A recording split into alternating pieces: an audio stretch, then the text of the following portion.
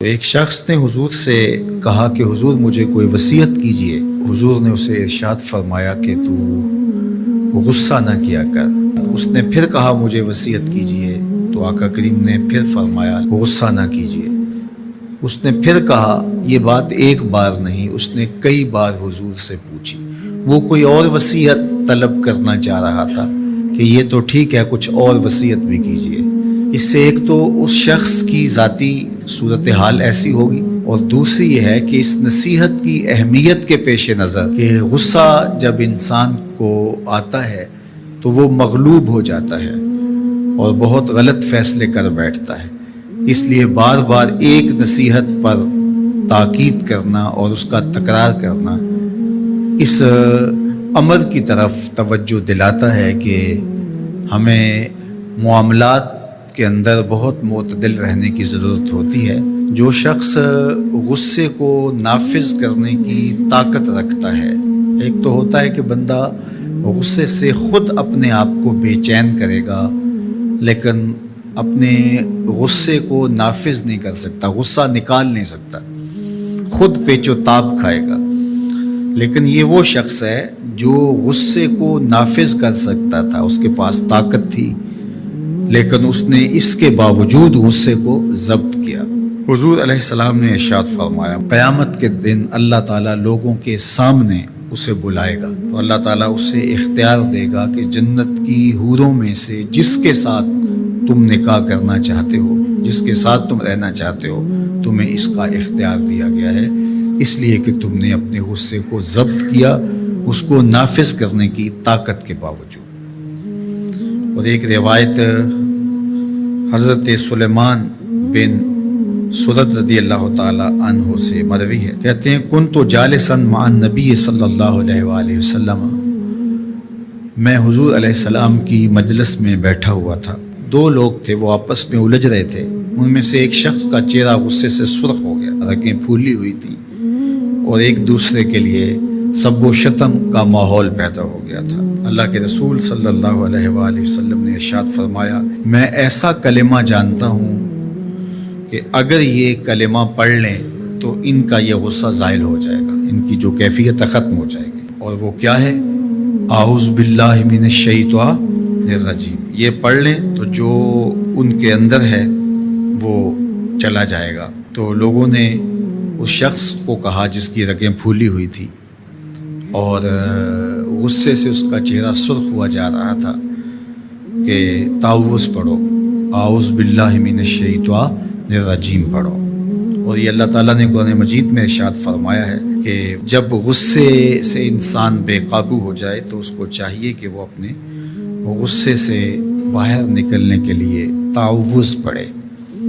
ایک روایت میں ہے اللہ کے محبوب نے ارشاد فرمایا، تم میں سے اگر کوئی شخص غصے میں آئے تو وہ خاموش ہو جائے، تو خاموشی سے غصے کا لیول نیچے آنا شروع ہو جائے گا۔ اور ایک روایت میں ارشاد فرمایا، جب تم میں سے کوئی شخص غصے میں ہو تو وہ کھڑا ہوا ہو تو وہ بیٹھ جائے، اور اگر اس کا غصہ اس سے زائل ہو گیا تو ٹھیک، ورنہ لیٹ جائے۔ یعنی اگر وہ کھڑا ہو تو بیٹھ جائے، اور اگر بیٹھنے کے باوجود بھی غصہ ختم نہیں ہونے پا رہا تو لیٹ جائے، خاموش ہو جائے، تعوذ پڑھے اور بیٹھ جائے یا پھر لیٹ جائے۔ تو یہ چار صورتیں غصے کو کم کر دیتے ہیں۔ تو غصے کو نافذ کرنے کی بجائے کوشش کرنی چاہیے کہ غصہ جو ہے وہ فروغ ہو جائے، چونکہ غصے میں انسان ایسے امور کر لیتا ہے کہ بعد میں اس کو سخت پچھتاوا ہوتا ہے۔ اگر کسی شخص کے ساتھ قرآن مجید نہیں ہے، قرآن مجید کے 2 رکوع 4 رکوع آدھا پارہ اگر کسی زندگی میں روزانہ کی بنیاد پہ نہیں ہے تو اس کی زندگی کا نور اس سے روٹ گیا ہے۔ گر تو می خواہی مسلمان زیستن نیست ممکن جز بقرآن زیستن، اگر تو مسلمان بن کے جینا چاہتا ہے تو قرآن کے بغیر ایک لمحہ بھی نہیں جی سکتا۔ تو قرآن کو اپنی زندگی میں اس طرح داخل کر لیجئے گا کہ اٹھتے بیٹھتے چلتے پھرتے تمہارے ساتھ قرآن کی تعلیمات جڑی ہوں، کوئی دن قرآن مجید کی تلاوت سے خالی نہ ہو۔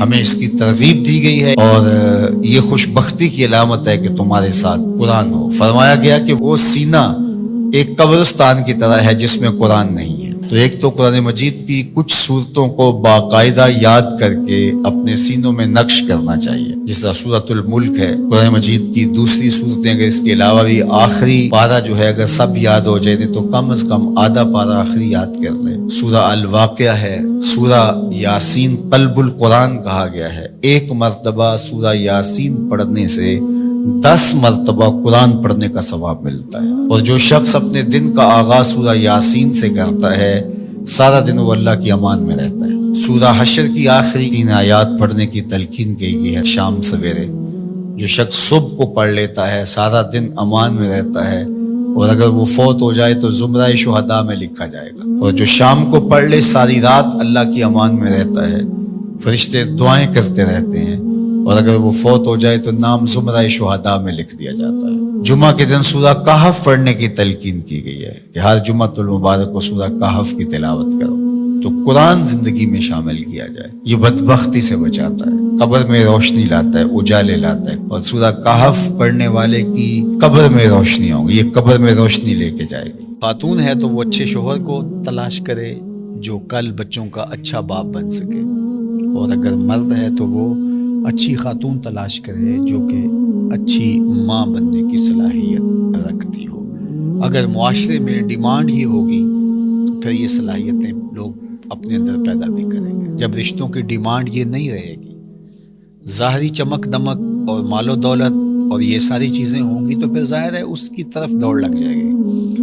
اور جب اوصاف حمیدہ اور اچھی عادات، دینداری اور یہ چیزیں عورت کے لیے معیار قرار پائیں گی تو پھر رجحان فطری طور پہ ادھر ہو جائے گا۔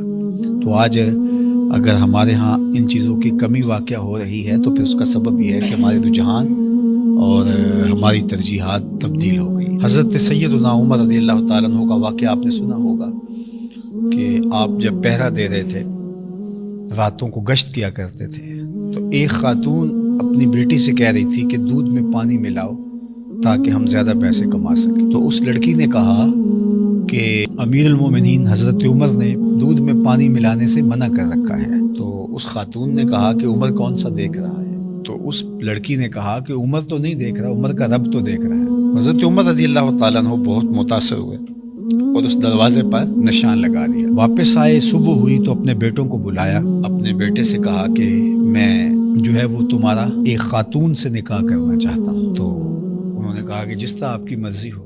تو پھر آپ نے اس گھر پیغام بھیجا اور اس بیٹی کے رشتے کے لیے اس کی ماں سے کہا۔ تو حضرت عمر کے فرزند کا نکاح ہوا اس خاتون سے، ان سے ایک بیٹی پیدا ہوئی جس کا نکاح پھر عبدالعزیز سے ہوا، اور اس عبدالعزیز سے اور حضرت عمر کی پوتی سے پھر ایک بیٹا پیدا ہوا جس کا نام حضرت عمر بن عبدالعزیز۔ تو اچھی مائیں اچھی قوم دے سکتی ہیں، تو اچھی ماں کا انتخاب اس وصف پر آپ نے اپنے بیٹے کا نکاح کر دیا کہ یہ کس قدر اللہ سے خشیت اور اللہ سے خوف رکھنے والی خاتون ہے۔ حضور نے ارشاد فرمایا کہ نکاح کیا جاتا ہے 4 چیزوں کی وجہ سے، لمالہا، لجمالہا، لحسبہا۔ کسی کے مال کی وجہ سے نکاح کیا جاتا ہے، حسب و نسب کی وجہ سے نکاح کیا جاتا ہے، اسی طرح جو ہے وہ حسن کی وجہ سے نکاح کیا جاتا ہے۔ پھر فرمایا کہ جو ہے وہ دین کی وجہ سے نکاح کرنے کی پھر تلقین ارشاد فرمائی، اور دین سے مراد وہ خوبیاں ہیں جو دین ہمیں بتاتا ہے، وہ جہاں پائی جائیں۔ فرمایا جس کا اخلاق کو، جس کا دین تمہیں پسند آ جائے اس سے اپنی بیٹی کا نکاح کر دو۔ نکاح کے انتخاب کے لیے 2 چیزیں بیان فرمائی، جس کا خلق اور جس کا دین تمہیں پسند آ جائے اس سے اپنی بیٹی کا نکاح کر دو۔ ابو الاسود الدؤلی زمانہ جاہلیت کا ایک شاعر گزرا ہے۔ ایک دن وہ اپنے بیٹوں سے کہنے لگا کہ میں تمہارے پیدا ہونے سے پہلے بھی اور تمہارے پیدا ہونے کے بعد بھی تمہارے اوپر بڑے احسانات کیے۔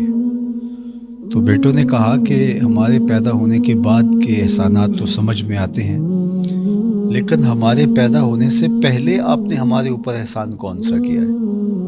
تو ابو الاسود الدؤلی کہنے لگا اپنے بیٹوں کو، اپنی اولاد کو، کہ میں ایک شاعر ہوں اور شاعر کی طبع کے اندر جو حسن پسندی ہے تو بیوی کے انتخاب کے لیے اس کی اول ترجیح یہی ہونی چاہیے تھی، لیکن میں جب اپنی بیوی کی تلاش میں نکلا تو میں اس خیال سے تلاش کیا کہ جو میرے بچوں کی بہتر ماں بن سکے، تو میں نے اپنے جذبات کی قربانی دے کر تمہارے لیے اچھی ماں تلاش کی، اپنے لیے اچھی بیوی تلاش کرنے کی نسبت۔ تو میرا یہ وہ احسان ہے جو تمہارے پیدا ہونے سے قبل میں نے تمہارے اوپر کیا۔